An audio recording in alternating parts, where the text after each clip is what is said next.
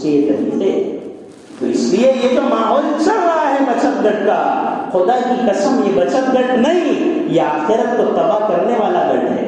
اس لیے میں درخواست کرتا ہوں ان لوگوں سے جن کو اللہ نے مال دیا ہے، جن کو اللہ نے وسعت دیا ہے، ان کو یہ چاہیے وہ غریبوں پہ خرچ کریں.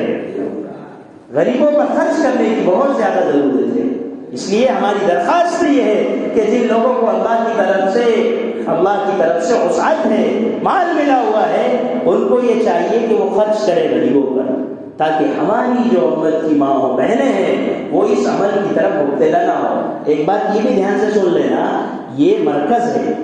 جو بھی برائی اپنے علاقے میں پھیلے گی اس کو پہلے یہاں بیان کیا جائے گا. اس کا یہ مطلب نہیں ہے کہ یہاں جو لوگ بیٹھے ہوئے ہیں وہ اس عمل میں مبتلا ہے. خدا کی قسم اس کا یہ مطلب نہیں ہے. جو اس میں مبتلا ہے اس کو محبت اور حکمت کے ساتھ تنہائی میں سمجھانا ہے، اس کو حقیر نہیں سمجھنا. اگر اس کو حقیر سمجھا تو اس کے اس عمل میں مبتلا ہونے کا جو گناہ ہے اس سے بڑا گناہ تیری حکارت کا ہے. اس لیے انہیں حقیر نہیں سمجھا جائے گا، انہیں حکمت سے سمجھایا جائے گا. کیونکہ نبی نے فرمایا 3 قسم کے لوگ ہیں جو جنت میں ہی جائیں گے. اور حدیث مجھے پڑھ کے تعجب ہو گیا کہ لا يدخلون الجنة ابدا، کبھی نہیں جائیں گے. اس میں ایک آدمی تو ہے مدمن خمر، شراب کا عاشق، شراب پینے والا. اور دوسرا اللہ کے نبی نے فرمایا وہ عورت ہے جو عورت مردوں کی مشابہت اختیار کرتی ہے، جو عورت مردوں کی اسٹائل اختیار کرتی ہے. اور تیسرا اللہ کے نبی نے فرمایا وہ آدمی ہے جو دیوس ہو. صحابہ نے کہا نبی جی ہم تو سمجھ گئے شراب کو بھی اور سمجھ گئے اس عورت کو بھی جو مردوں کی مشابہت اختیار کرتی ہے، ہم نہ سمجھے دیوس کون ہے. تو آقا صلی اللہ علیہ وسلم نے فرمایا لا یبالی، جس کو یہ پرواہ نہ ہو، من دخل علی اہلہ، کہ اس کے گھر میں کون آ رہا ہے کون جا رہا ہے. اسے یہ پرواہ نہیں ہے کہ میری عورت کہاں جا رہی ہے اور میرے گھر میں اس سے ملنے کون آ رہا ہے. جس کو یہ پرواہ نہ ہو، نبی یہ کہہ رہے وہ دیوس ہے. اور آقا نے یہ فرمایا دیوس کبھی جنت میں نہیں جا سکتا. ہاں اگر توبہ کر لے تو توبہ کا دروازہ تو کافر کے لیے کھلا ہے، تو مومن کے لیے کیسے بن ہو سکتا ہے. اس لیے اگر کوئی اس برائی میں مبتلا نظر آئے تو اس کو اس برائی سے نکالنے کی کوشش کرنا ہے. اس میں 2 باتیں ہیں. مالداروں کو یہ چاہیے وہ غریبوں کا تعاون کرے. اگر اللہ نے طاقت دی ہے تو دو 10,000 قرضہ، دو 20,000. اور تعجب کی بات سناؤں آپ کو، لوگوں کو قرضہ وصول کرنے کی حدیث معلوم ہے. میں بخاری کے حوالے سے بتا رہا ہوں آپ کو کہ جو کسی کو قرض دے دے اور قرض دینے کے بعد بیچارے میں بھی دینے کی طاقت نہیں ہے، وہ دے نہیں رہا، تو یہ اس کو مہلت دے رہا. جیسے 1 تاریخ طے ہو گئی مارچ کی دینے کی، لیکن اس میں طاقت نہیں تھی دینے کی، تم نے 1 مہینہ اور مہلت دے دی. تو یہ جو 1 مہینہ تم نے مہلت دی ہے اس میں ہر دن تم نے جتنا قرض دیا ہے قرض دینے کے برابر آپ کو ثواب ملتا ہے. کتنی بڑی بات ہے.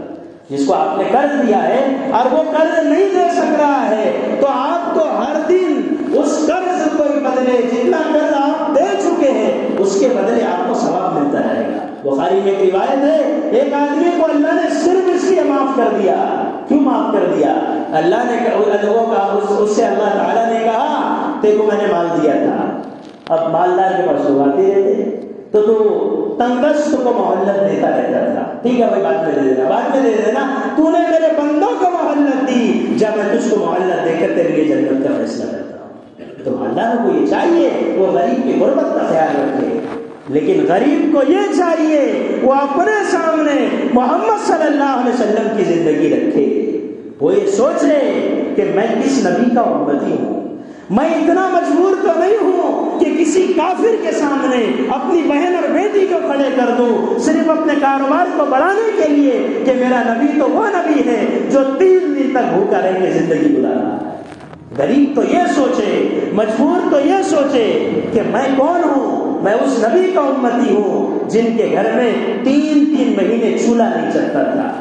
میں تو اس نبی کا امتی ہوں جو شدت بھوک کی وجہ سے بیٹھ کے نماز پڑھ رہے تھے. میں تو اس نبی کا امتی ہوں جو بستر پر کروٹیں بدل رہے تھے. تو اماں نے پوچھا تھا اے آقا تم کو کیا ہو گیا، تم کروٹیں بدلتے ہو؟ میرے نبی نے یہ فرمایا عائشہ کیا بتاؤں مجھے بھوک لگی ہے جس کی وجہ سے میں کروٹیں بدل رہا ہوں. ہم اس نبی کی امتی ہے. ہماری غربت ہمیں حرام کی طرف نہ لے جائے. ہمارے سامنے نبی کی سیرت ہے. لوگ ہم کو بولتے ہیں مجبوری ہے کیا کرنا, مجبوری ہے کیا کرنا. بالکل آپ کی مجبوری ہے. تو مجبوری میں مالدار کا کام ہے غریب کا ساتھ دے, اور غریب کا کام ہے غربت میں نبی کی زندگی کو سامنے رکھے کہ ہمارے آقا کی کیا زندگی ہے, آقا کی بیٹی کی کیا زندگی ہے کہ بیٹی نماز پڑھتی ہے تو بھوک کی وجہ سے نیچے گر جاتی ہے. ہمارے نبی نے فرمایا میرے امتیوں, جب تم پر غم آئیں گے اور جب تم پر حالات آئیں گے اور جب تم پر پریشانی آئے گی تو میرے غم کو اور میرے حالات کو یاد کر لینا کہ نبی بیٹی سے ملنے گئے ہیں تو نبی صلی اللہ علیہ وسلم کی بیٹی بھوک کی وجہ سے اپنے ہاتھ کو منہ پہ رکھ رہی ہے کہ کہیں میرا سوکھا ہوا چہرہ دیکھ کے نبی کو غم نہ ہو جائے. آپ نے فرمایا بیٹی یہ نماز سے کیوں رو رہے؟ فرمایا ان کی بھوک رلا دیتی, دودھ پلا دیتی, ان کی بھوک مٹ جاتی.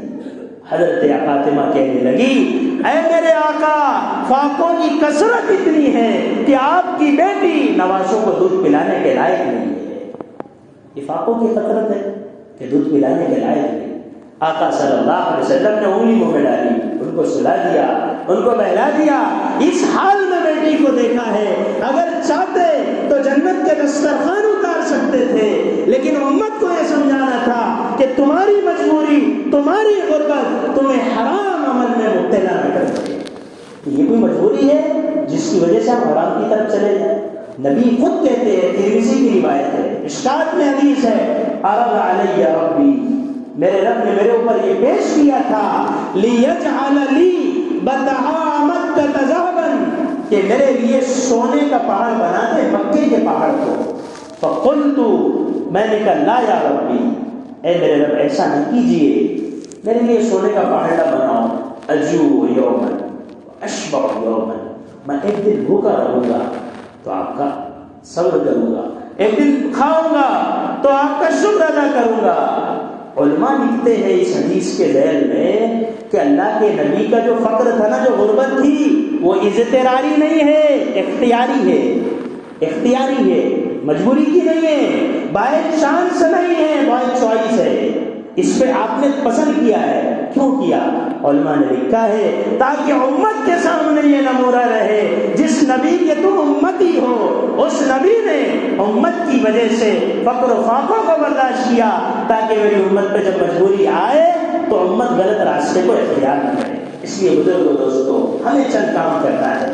جو ہمارے نوجوان شراب میں اور غلط چیزوں میں مبتلا ہے, ان کی خوشامد کر کے انہیں اللہ سے جوڑنے کی کوشش کرنا ہے. کریں گے انشاءاللہ. اور اگر ہمارے کوئی ایمان والے بھائی کسی برے عمل میں, سود میں, گناہ میں مبتلا ہے تو اسے حقیر نہیں سمجھنا ہے. حکمت